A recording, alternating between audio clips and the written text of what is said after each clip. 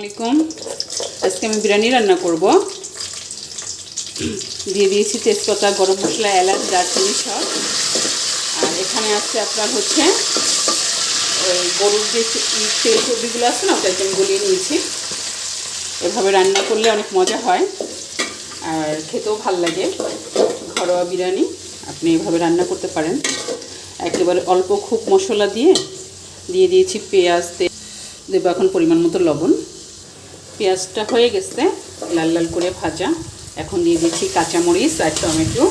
এটাকেও ভালো করে সুন্দর করে ভেজে নেবেন। দিচ্ছি আদা রসুন বাটা। আপনি পরিমাণ মতন আন্দাজ করে কতটুকু রান্না করবেন ওই অনুযায়ী দিবেন। আদা রসুনটাকে সুন্দর করে ভেজে নিতে হবে, গন্ধটা যাতে না আসে।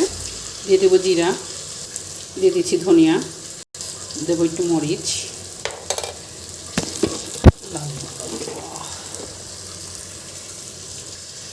মশলাটাকে ভালো করে কষিয়ে নেবেন। তরকারি যত কষাবেন ততই মজা হয়। দিয়ে দেবো টক দই।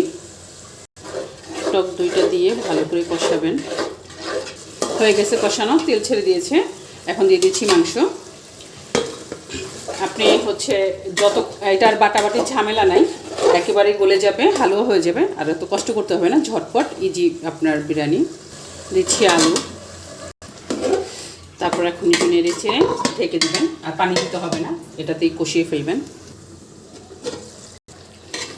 আলু মাংস হয়ে গেছে, এখন এটা উঠিয়ে নেব। এটার ভিতরে দেবেন না, এটার ভিতরে দিলে খেয়ে মজা পাবেন না। মাংস আলুগুলো উঠিয়ে নিয়েছি, এখন চালটাতে দিয়ে দিন।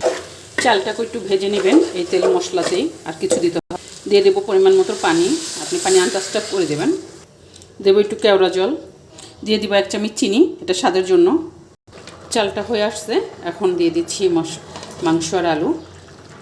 এখন এটা মিক্স করে দমে বসিয়ে রাখবেন।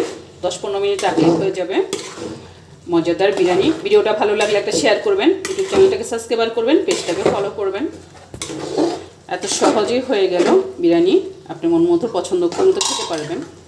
আর কিনে খেলে অনেক টাকা লাগে, আর ঘরে রান্না করে সুন্দর আপনার 4-5 জন এই যেভাবে খেতে পারবেন।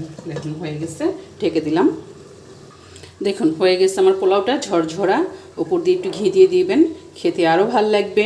এত সহজ ঘরোয়া রেসিপি, ঘরোয়া বিরিয়ানি, স্বাস্থ্যকর হেলদি খাবার।